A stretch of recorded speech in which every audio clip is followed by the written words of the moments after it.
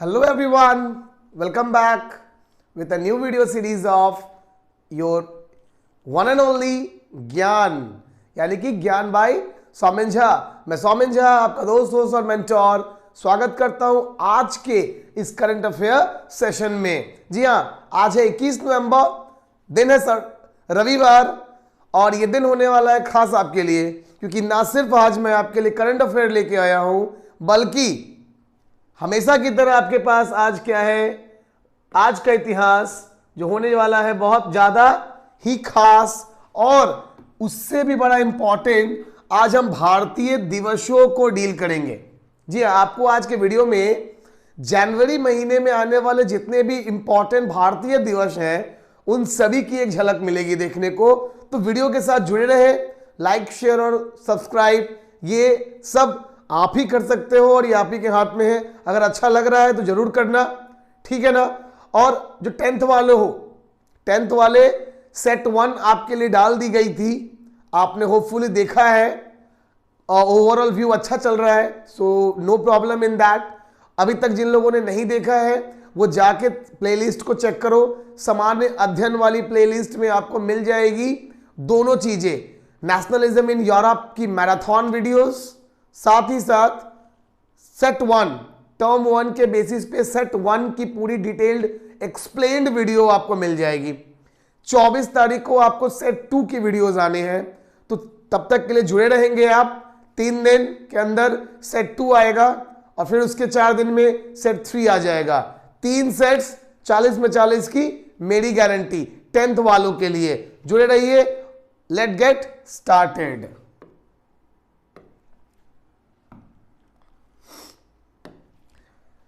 आज का positive coat, कौन कहता है कि सब कुछ नसीब से मिलता है? कौन कहता है साहब कि सब कुछ नसीब से मिलता है? आप मेहनत करके तो देखो, हार के भी सुकून मिलता है।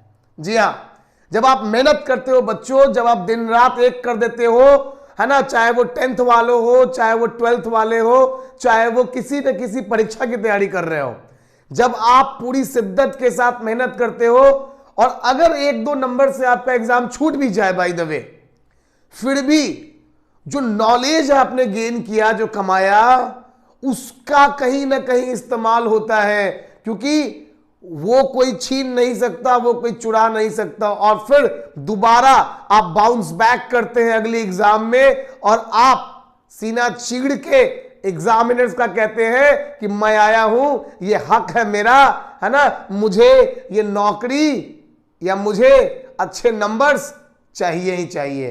तो याद रखना, एक ही चीज है, सक्सेस का सिर्फ एक ही मार्ग है, वो है मेहनत, मेहनत और कड़ी मेहनत। लगे रहो इसके साथ, जुड़े रहो चैनल के साथ, मिल के करेंगे, दबा के करेंगे, है ना। चलिए, आज का पहला करंट अफेयर, केंद्रीय मंत्री डॉक्टर जितेंद्र सिंह हरियाणा के मानेसर स्थित, याद रखेंगे आप, केंद्रीय मंत्री डॉक्टर जितेंद्र सिंह ने हरियाणा के मानेसर में स्थित नेशनल ब्रेन रिसर्च सेंटर, याद रखोगे, 2 बातें क्लियर हो गई कि कहां है, हरियाणा के मानेसर में क्या है, तो नेशनल ब्रेन रिसर्च सेंटर है, ठीक है। में विश्व की सबसे जटिल मतलब कॉम्प्लेक्स और पहली बारी यानी कि वर्ल्ड में फर्स्ट MRI, देखो ये बाबू क्या होता है ये MRI, सभी लोगों ने कभी ना कभी सुना होगा कि जब भी एक्सीडेंट हो जाता है या चोट वोट लग जाती है तो ब्रेन का एक्सरे जब हम लोग करवाते हैं, है ना, तो उसके लिए MRI होती है, ठीक है। तो MRI का उद्घाटन किया। क्या है इस मशीन की खासियत, विशेषता, क्यों ये है आधुनिक भारत की एक बहुत बड़ी कामयाबी और ये विश्व में क्यों है अपने जैसा प्रथम, फर्स्ट, आइए जानते हैं इसके बारे में। इस मशीन की विशेषता यह है कि यह मस्तिष्क में अत्यधिक संवेदनशील रेस्पिरेटर्स और एंटीऑक्सीडेंट्स का पता लगा सकती है। यानी कि अभी तक जितने भी मशीन है उनमें सबसे उन्नत दर्जे का यह मशीन होगा और ये रेस्पिरेटर्स यानी कि जो भी ब्रेन की कैपेबिलिटी होती है सिग्नल्स को रिसीव करने की, उनको समझने की, ठीक है, उनके साथ साथ एंटीऑक्सीडेंट्स की अमाउंट कितनी ब्रेन के अंदर है उन सब का प्रॉपर डायग्नोसिस ये कर पाएगा। बहुत अच्छी बात, आगे बढ़ते हैं। और मस्तिष्क में इनकी मात्रा की भी सूचना देगा, जैसे मैंने बताया, ठीक है, जिसका सीधा संबंध अल्जाइमर और पार्किंसंस सहित विभिन्न मस्तिष्क रोगों से शुरू होना है। यानी कि अल्जाइमर और पार्किंसंस जैसे ब्रेन डिजीजेस के लिए ये एक बहुत बड़ा माइलस्टोन इंडिया ने सेट कर दिया है कि भाई अब इन रोगों का इलाज बहुत ज्यादा ही इजी हो जाएगा, इनके रोगों को समझना, पकड़ना, ठीक है। इसके अलावा कुछ और ऐसे रोग होंगे जिनमें ये कार्यरत बहुत ज्यादा उपयोगी होगा। इसके अलावा यह प्रदूषण या कई अन्य कारणों से मस्तिष्क में पहुंच चुके हैवी मेटल, देखो हैवी मेटल, सवाल यह है कि सर मेटल कैसे दिमाग के अंदर यानी कि मस्तिष्क में पहुंचेगा, तो याद रखना ये मेटल्स जो होते हैं ना, ये स्मोक के थ्रू, ठीक है, जो हम लोग गैस लेते हैं ना सांस लेते समय, जैसे दिल्ली की प्रदूषण अभी जो एटमॉस्फेयर है वो इतना ज्यादा प्रदूषित हो चुका है, तो जब वहां के लोग सांस लेंगे तो गैस हवा के थ्रू ये जो है ना non talks like you can say जो टॉक्साइड है ना, टॉक्सिक एलिमेंट्स हैं, ये पहुंच जाएंगे हमारे ब्रेन में, ठीक है, जो वहां जाके क्या करेंगे, केमिकल लोचा मचाएंगे। आगे देखते हैं, उनकी मौजूदगी का पता लगाएगा, उनकी मात्रा भी मापने में सक्षम है कि भाई अगर पहुंचे हैं तो कितनी मात्रा में पहुंचे हैं। बहुत अच्छी बात है ना, वैज्ञानिक बहुत तरक्की कर रहे हैं भारत की, है ना। इसके अलावा ये विभिन्न मानसिक और न्यूरो डिजेनरेटिव विकारों के लिए भी सक्षम है। उन्होंने कहा कि एनबीआरसी की इस महत्वाकांक्षी परियोजना के अंतर्गत विकसित यह व्यवस्था देश के विभिन्न यहां कहां डाली जाएगी, तो आईआईटीज जैसे तकनीकी संस्थानों के लिए artificial intelligence machine learning tools के तरीके से लागू होगी।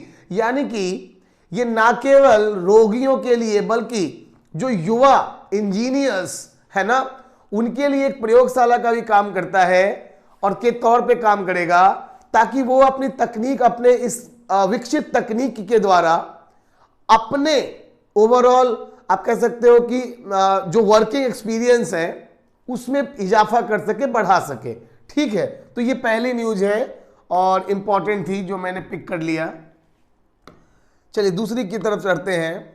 महात्मा गांधी राष्ट्रीय ग्रामीण रोजगार गारंटी अधिनियम, आपने सबने इसका नाम सुना होगा, इसको हम लोग बोलते हैं शॉर्ट फॉर्म में MNREGA, यानी कि मनरेगा, है ना। मनरेगा के बारे में जल्दी जल्दी मैं बता दूं, सबको पता होगा कि मनरेगा के थ्रू क्या होता है, भारत सरकार साल में 100 दिनों का 100 डेज का एम्प्लॉयमेंट रूरल एरियाज के लिए, ग्रामीण इलाकों के लिए 100 दिनों का एम्प्लॉयमेंट मनरेगा के थ्रू ये सप्लाई करती है, यानी कि हम तक पहुंचाती है ना। इसकी शुरुआत कब हुई, तो 2005 में हुई थी गाइज, याद रखेंगे, शुरुआत 2005 में हुई थी। साल में 100 दिनों का रोजगार मनरेगा के थ्रू ग्रामीण इलाकों में जो मजदूर वर्ग है उनको सरकार उपलब्ध कराती है ना। इसका मेन जो उद्देश्य है मनरेगा को स्टैब्लिश करने का गाइज, वो ये था कि जिस समय सीजनल अनएम्प्लॉयमेंट क्रिएट होता है, यानी कि रबी क्रॉप, मान लो थोड़ी देर के लिए कि अभी जो सीजन चल रहा है वो किसका चल रहा है, एक सेकेंड, आपको मैं यहां थोड़ा स्पेस लेके बता दूं।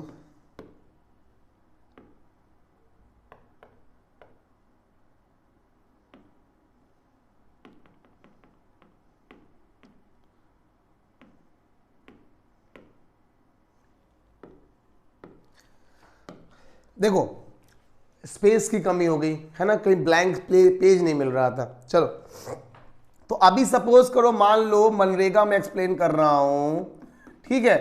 तो अभी जैसा मान लो कि अभी जो सीजन है वो रबी क्रॉप का सीजन है, ठीक है। रबी की बुआई कब होती है, तो याद रखना रबी की बुआई जो है यानी कि इसका जो कल्टीवेशन है ये होता है नवंबर दिसंबर के महीने में, ठीक है ना। अब नवंबर दिसंबर के महीने में कल्टीवेशन होगा और ये हार्वेस्ट कब तक हो जाएगी, तो ये हार्वेस्ट हो जाएगी बच्चों मार्च तक, ठीक है। तो होता क्या है कि कल्टीवेशन में बहुत लेबर चाहिए, है ना, हार्वेस्ट के समय बहुत लेबर चाहिए, लेकिन ये जो बीच का समय है, यानी कि आप कह सकते हो जनवरी और फरवरी का, इस 2 महीने में लेबर्स की डिमांड बिल्कुल ठप हो जाती है, गिर जाती है। तो इसी ऐसे ही समय को बोलते हैं सीजनल अनएम्प्लॉयमेंट, ग्रामीण इलाकों के लिए, है ना।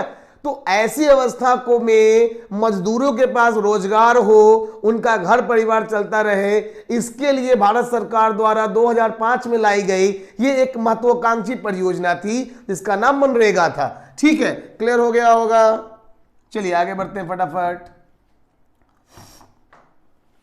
अब इसमें कुछ नया हुआ है। क्या हुआ है?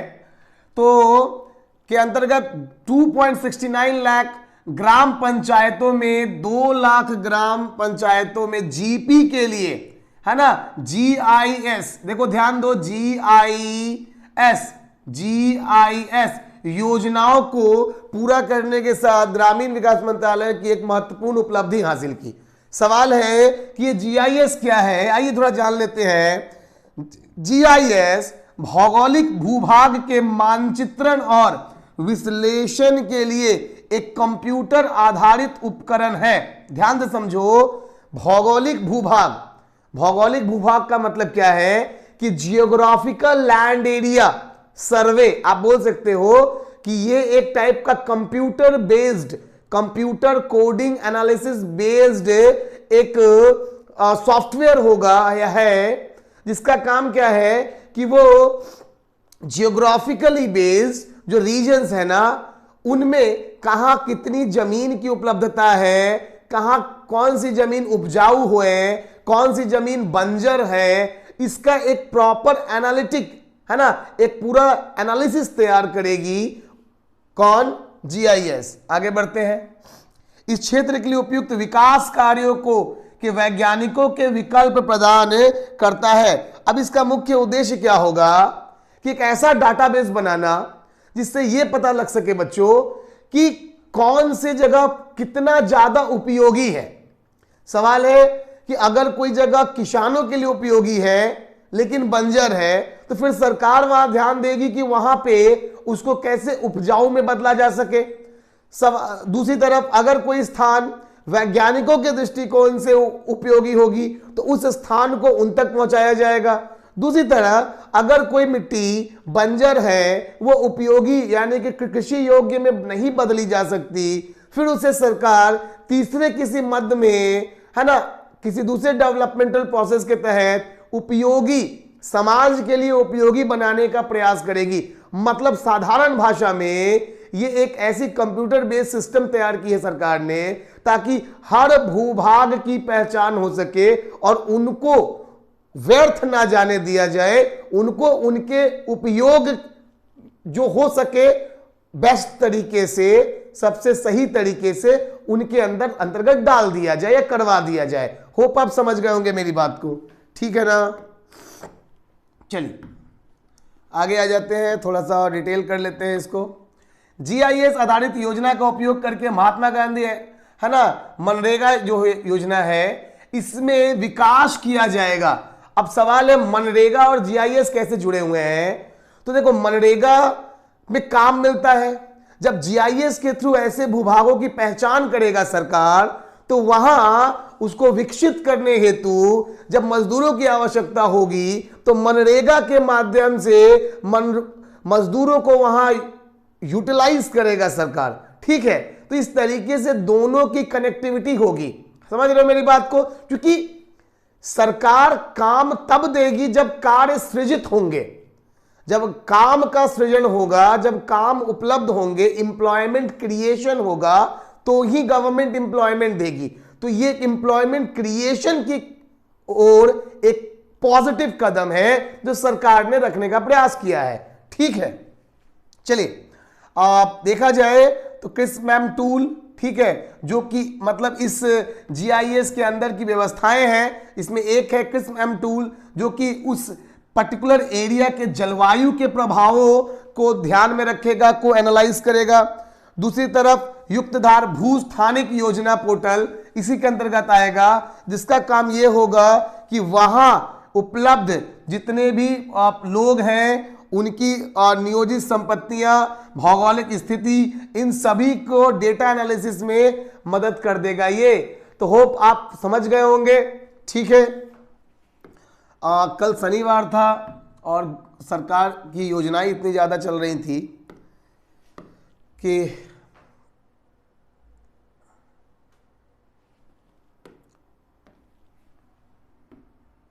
चलिए हम सीधे चले आते हैं भारत के महत्वपूर्ण राष्ट्रीय दिवस की श्रेणी में।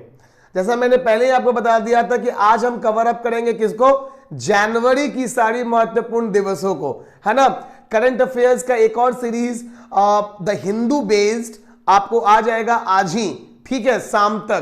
तो उसके लिए जुड़े रहिएगा, वो इंग्लिश में होगा, इसलिए मैंने उसको प्रॉपर वे में यहां जोड़ा नहीं है।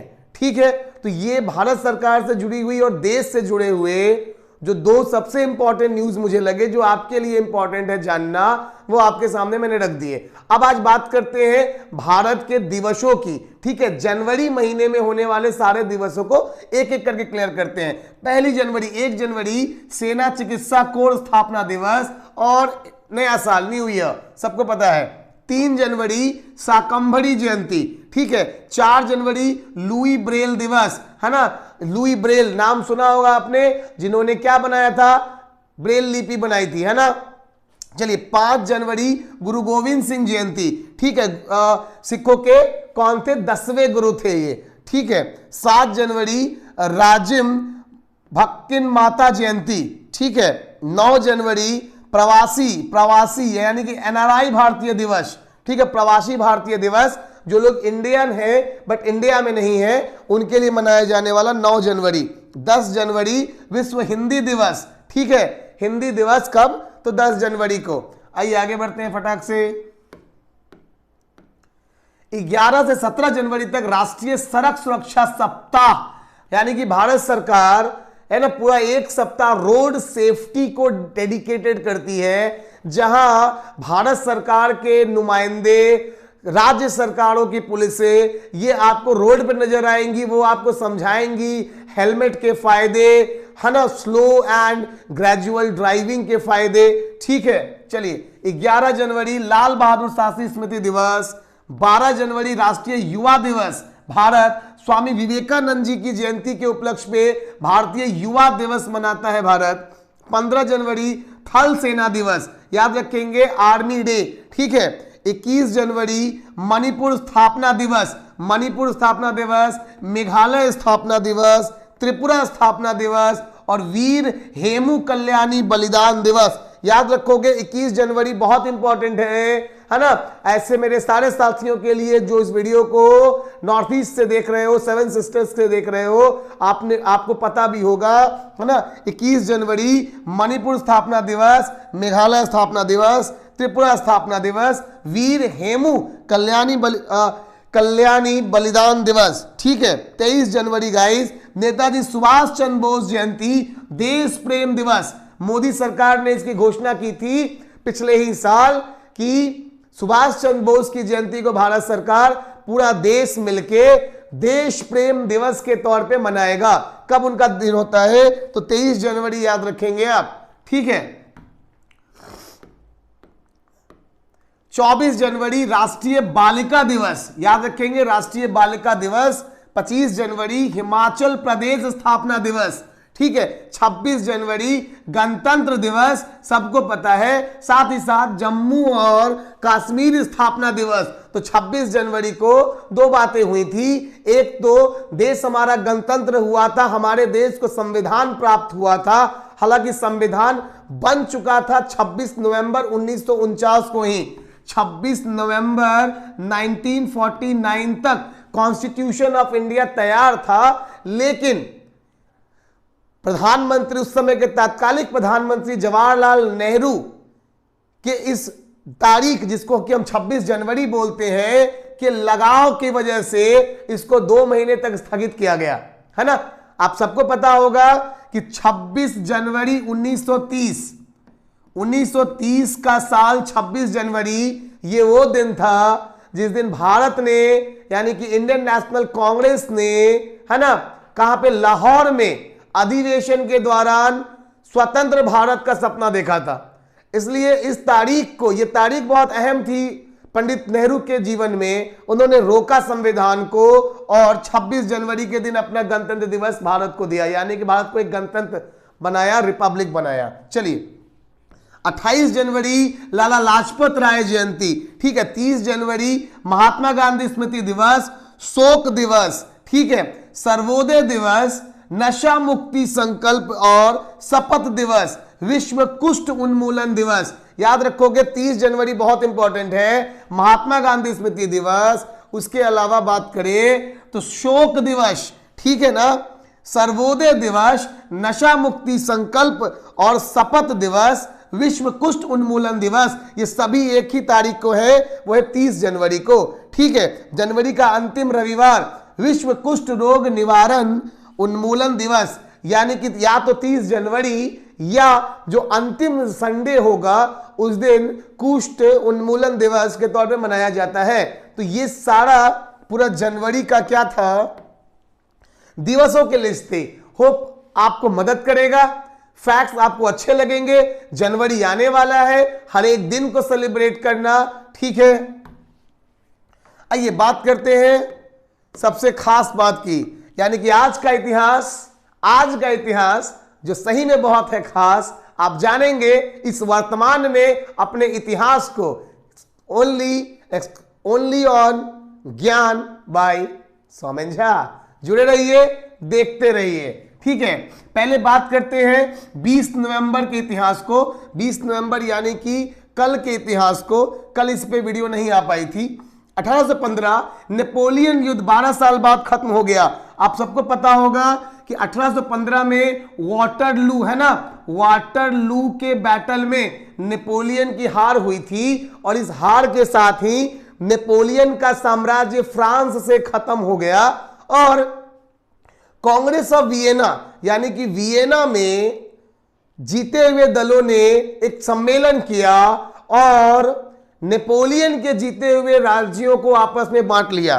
तो इस तरीके से 1815 12 साल के इस लगातार चल रहे युद्ध के बाद नेपोलियन अंततः पराजित हुआ और साम्राज्य उसका खत्म हुआ फ्रांस से। तो याद रखोगे 1866 हार्वर्ड यूनिवर्सिटी, नाम बहुत फेमस है, हार्वर्ड यूनिवर्सिटी की स्थापना की गई वॉशिंगटन डीसी में, ठीक है। 1985 20 नवंबर 1985 बिल गेट्स ने विंडोज 1 ऑपरेटिव सिस्टम को बाजार में लाया, ठीक है। तो बिल गेट्स द्वारा विंडोज 1 ऑपरेटिंग सिस्टम, आज हम लोग 10 11 यूज कर रहे हैं, लेकिन विंडोज 1 की शुरुआत 20 नवंबर को 1985 में बिल गेट्स ने मार्केट्स को दिया था, किया था, ठीक है।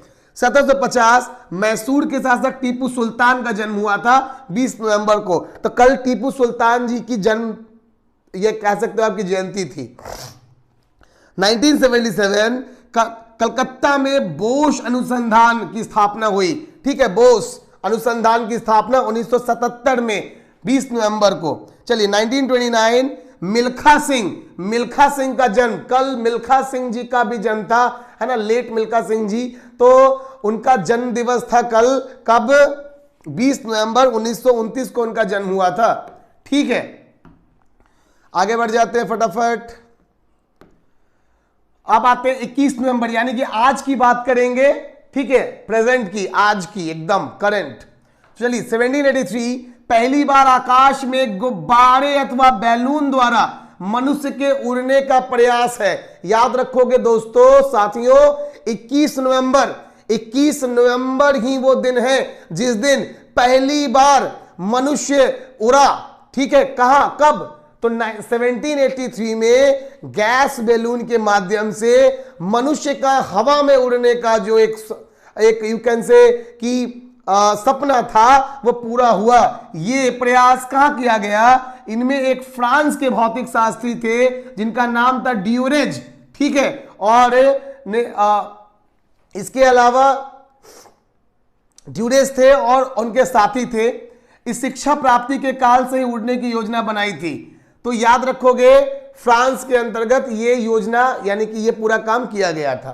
ठीक है, 1806 नेपोलियन बोनापार्ट की ओर से बर्लिन आदेश जारी हुआ और इस आदेश में यह कहा गया कि फ्रांस जो है ना, फ्रांस 21 नवंबर 1806 को नेपोलियन बोनापार्ट ने फ्रांस का कनेक्शन बाकी यूरोप के देशों से काट दिया कि भैया जो भी मेरे कंट्रोल में है, यानी कि नेपोलियन ने कहा कि फ्रांस के अधीनस्थ जितने भी राज्य आते हैं वो सभी यूरोप के किसी दूसरे देश से कोई मदद नहीं लेंगे, चाहे वो आर्थिक हो, व्यावसायिक हो, यू कैन से पारिवारिक हो, किसी समय का रिलेशनशिप नहीं रखेंगे। और इस समझौते को नाम दिया गया है ना बर्लिन।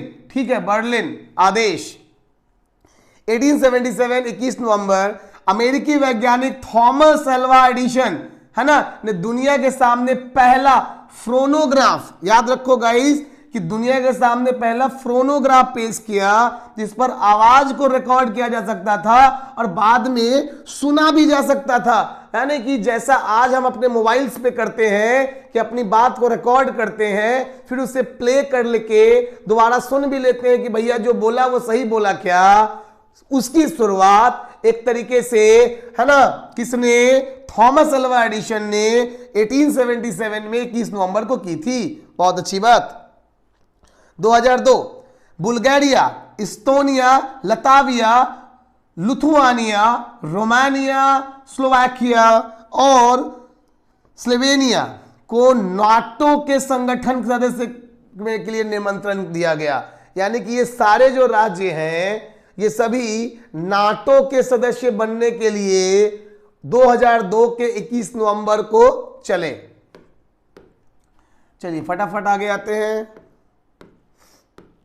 2009 एक शोध के अनुसार होमो फ्लोरेसिस, याद रखोगे होमो फ्लोरेसिस एक विशिष्ट प्रजाति है जिसे वर्ष 2003 में खोजा गया था।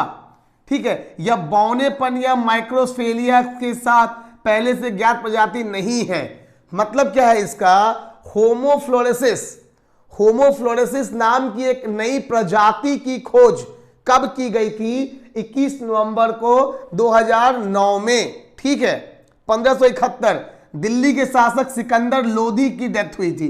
ठीक है, 1947 आजादी के बाद देश में पहली बार डाक टिकट जारी हुआ। जी हां, डाक टिकट।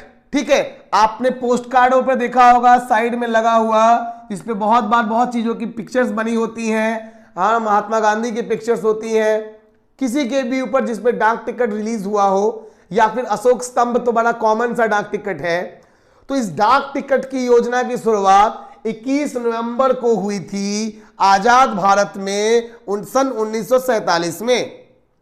1963 केरल के थुम्बा क्षेत्र से रॉकेट छोड़ने के साथ ही भारत ने अंतरिक्ष मिशन की शुरुआत की। यानी कि आज जो भारत का इसरो है जो कीर्तिमान स्थापित कर रहा है, और आप कह सकते हो कि नासा के बाद विश्व का सबसे ज्यादा वैल्यूएबल और सबसे ज्यादा डेवलप्ड है ना अंतरिक्ष ऑर्गेनाइजेशन, स्पेस ऑर्गेनाइजेशन की तरफ बढ़ रहा है हमारा इसरो। पूरे विश्व को भरोसा है इसरो पर। आज इसरो है ना केवल अपने सैटेलाइट्स बल्कि एक साथ 100 से ज्यादा सैटेलाइट्स को लॉन्च कर रहा है, और अमेरिका जैसे विकसित देशों के सैटेलाइट्स भी अब इसरो से लॉन्च किए जा रहे हैं। इस पूरी गौरव गाथा की जो नींव है दोस्तों वो रखी गई थी 1963 को 21 नवंबर के दिन, यानी कि आज ही के दिन 1963 में। तो ये गौरवशाली दिन है। अपने व्हाट्सएप स्टेटस पे,